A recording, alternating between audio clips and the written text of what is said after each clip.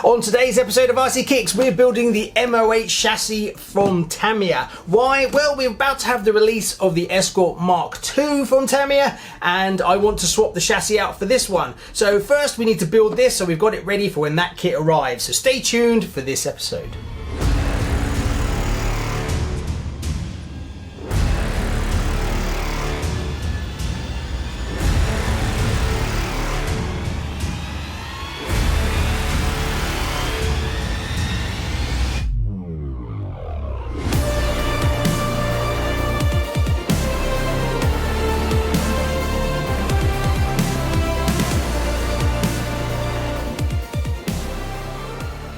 Hi, welcome to RC Kicks. On today's show, we're building the M-08 chassis from Tamiya. Why? Well, the Escort Mk2 is due really soon, and it says the 20th of February is the release of it, but I get the feeling we're going to see it but towards the end of January. Now, the kit I'm talking about is kit 58687, and that's on the MF-01X chassis. Now, I'm not a big fan of that chassis, so that's why I got the M-08 Concept chassis, which is a rear-wheel drive car chassis which should go under the Escort quite nicely. Now, my master plan is to build this up today, and then we'll keep that. Once the other kit arrives, we will build it up as normal, and then I'll be able to transfer the body between the two chassis, and then we'll be able to run some comparisons, and then I can give my thoughts on, is it a good idea to upgrade to a chassis like this, or is the chassis that comes with it capable and you should just stick with that one. So that's the plan. Anyway, just before we unbox and lay this out, I just want to say a massive thank you to EuroRC, who sponsored the show and sent this over. So if you're looking to purchase any RC equipment, go check them out. I'll put a link below, and there's also a discount code in the description, and I'll put it below as well, as you can get a bit of discount. Right, massive thanks to them. Okay, let's lay it out and then kick off this build. Right, we're all set, ready to go. So we start with the page 4, and we are using the rear lower deck. So this one is a real strange one, very different to what I'm used to, so it'll be interesting to see. So let's crack on and get the rear deck, and I think we're starting off with the rear arms, and then this little section here is for the diff, I'm guessing the rear diff. So yeah, it just seems very tiny. Right, let's keep going. So the first thing I noticed about this kit was there's lots of shims, so it can be a bit fiddly. Well, I found it fiddly because I'm trying to film at the same time as screw everything together and try and hold all the shims in place. So keep an eye out and don't lose any. Now on page 4, number 2, I've never had Tamiya ask me to get my drill bit out, but it actually requires you to get a 2.5mm drill bit and clear out some holes. Now I've no idea why, but it asks you to do that a few times in the manual, so once you've sourced your drill bit, don't put it away until you've finished. I was actually really surprised on page 5, number 3, Tamiya actually asks you to remove a whole tab off of one of the lower arms. I guess that's why this kit is called a concept, as it's used parts from other cars, and these need to be modified to work in this chassis. That's the only thing I can think of.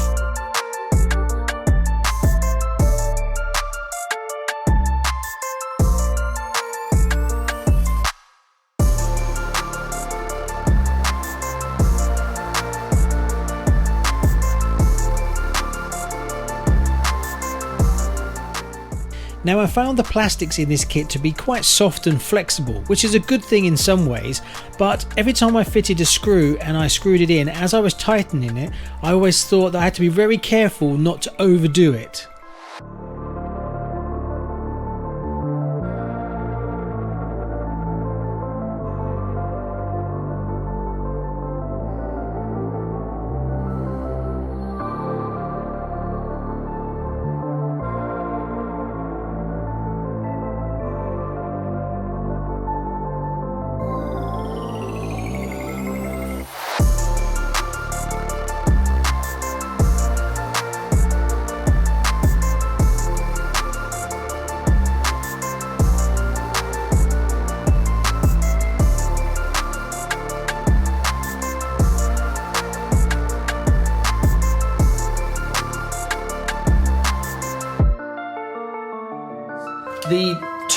arms, which I think are the rear arms, it actually asks you to cut a whole section off, which again is like, are you sure I'm supposed to trim off a whole section?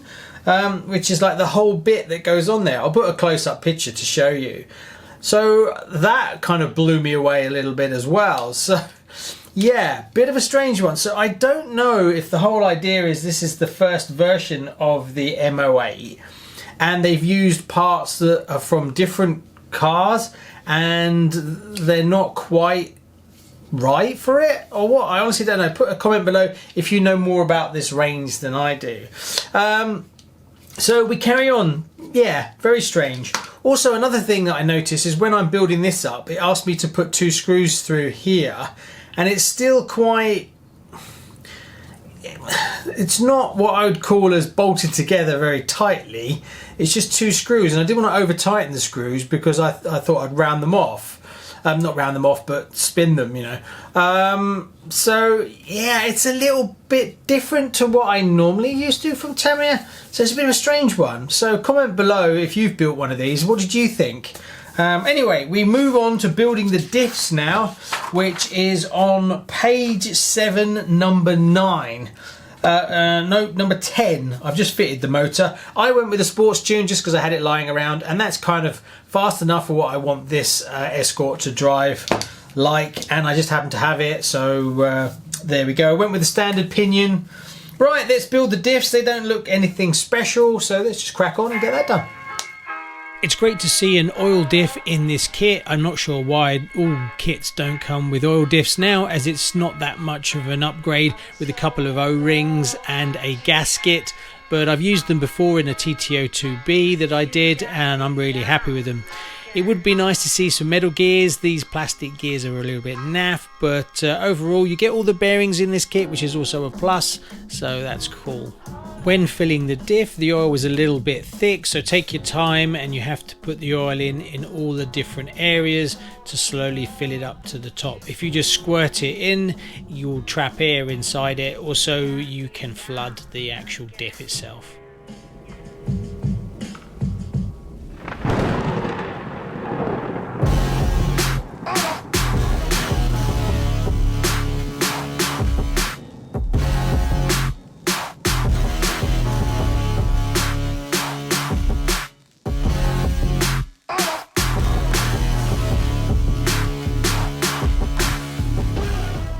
It's nice to see that we don't have dog bones in this kit. It's always nice to have upgraded drive shafts. Now there's quite a few shims that you're going to use when you fit the drive shaft, so make sure you get the right one in the right location, as they all look very similar. They're just different widths.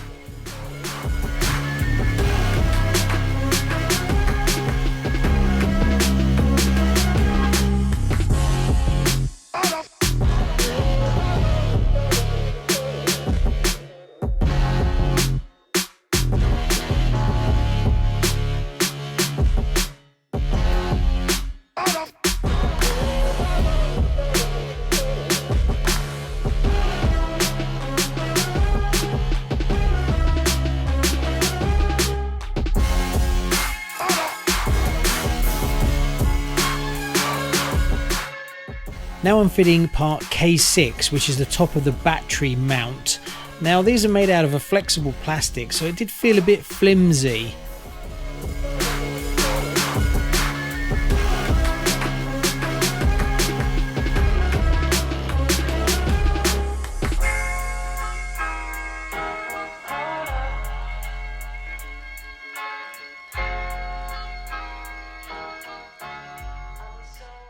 I'm now on step 20 and I make a mistake. The body mount supports that I'm now screwing in are actually screwed into the wrong holes. They should be screwed into the outside holes.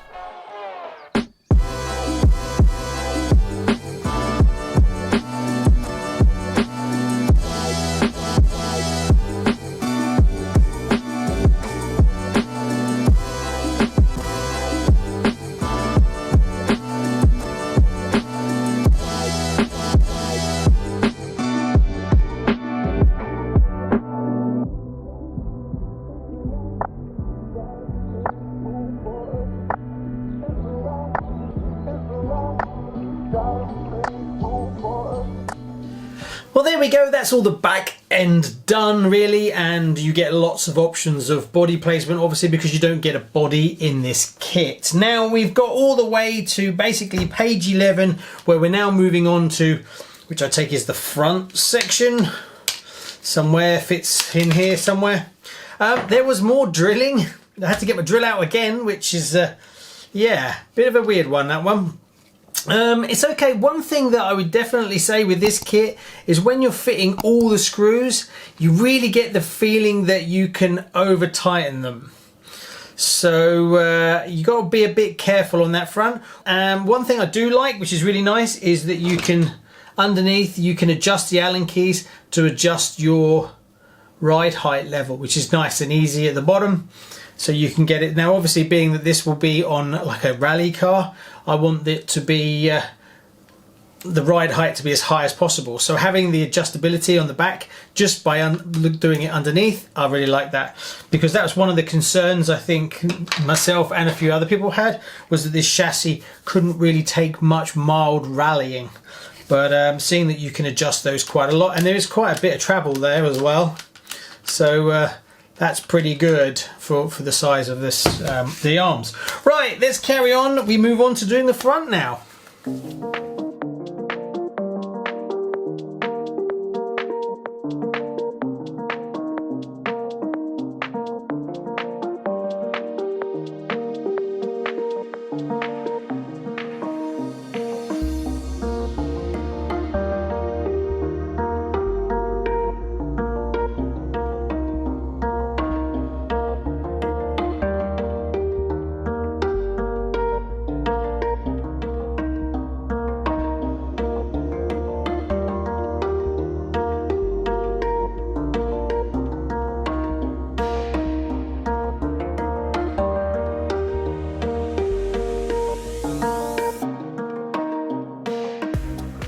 Now we get to page 13, number 25. Now I had a bit of an issue with the C6.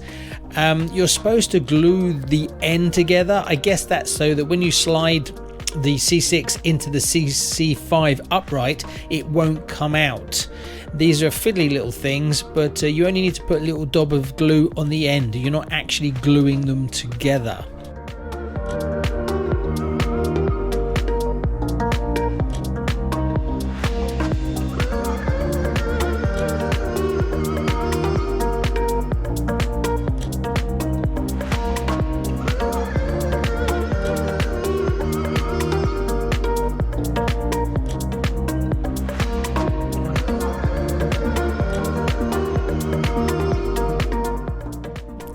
Page 15, number 30 and number 31, fitting the steering. I was really impressed with the steering, and the design is very good, and you get all the bearings as well, so that's an extra bonus for Tamiya.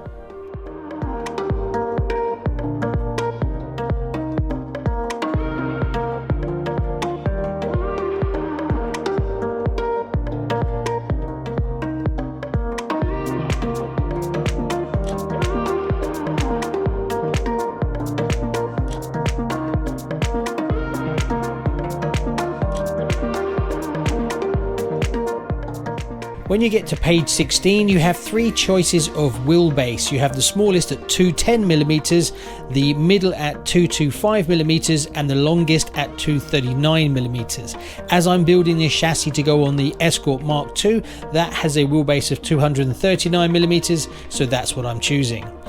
One thing that's really good about the design of this is changing the wheelbase is very, very easy.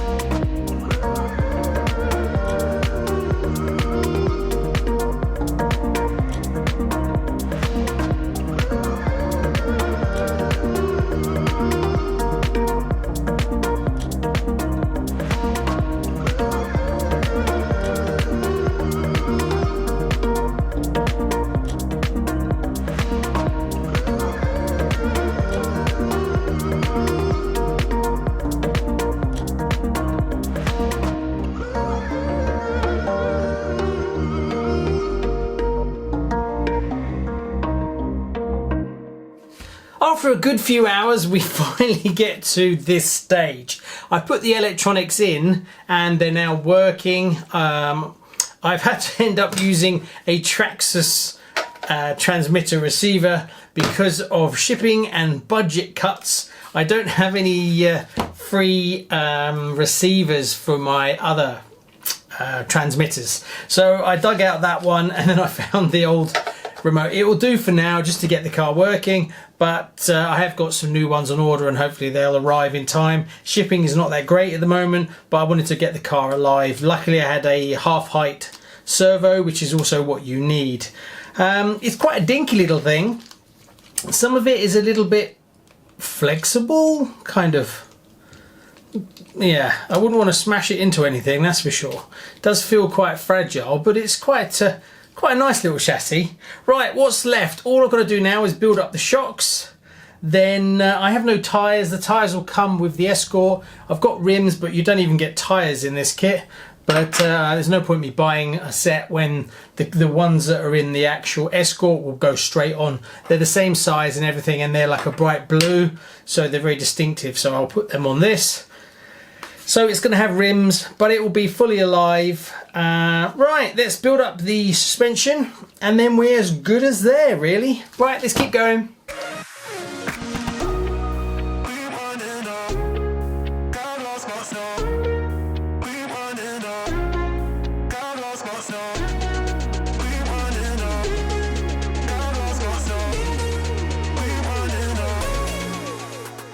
Now, in the interest of time, as I didn't want this video to run on too long, I left out most of the electronic installation, but it's a pretty straightforward affair. Now, depending on the wheelbase you choose, if you go for the 210mm, which is the shortest, space can be a little bit tight, so check to make sure that you have space for your electronic speed controller and receiver that you're using. As I was going for the 239mm version, which is the longest wheelbase for this car, there is plenty of space to fit an electronic speed controller and receiver. It's a saddle design, so you can put your electronic speed controller on one side and the receiver on the other. As for the wiring, super easy, lots of space for that.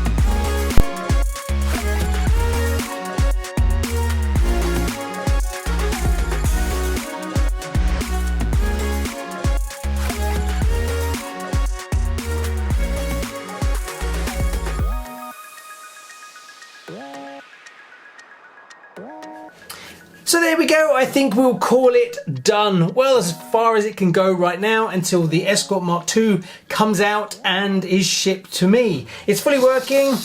The only thing left to do is I've got to put a Dean's connector on the motor. I'll do that after this because I've had this electronic speed controller in something else and I put a Dean's connector on it. So, and I want to extend the wires because the electronic speed controller is a reasonable distance from the motor.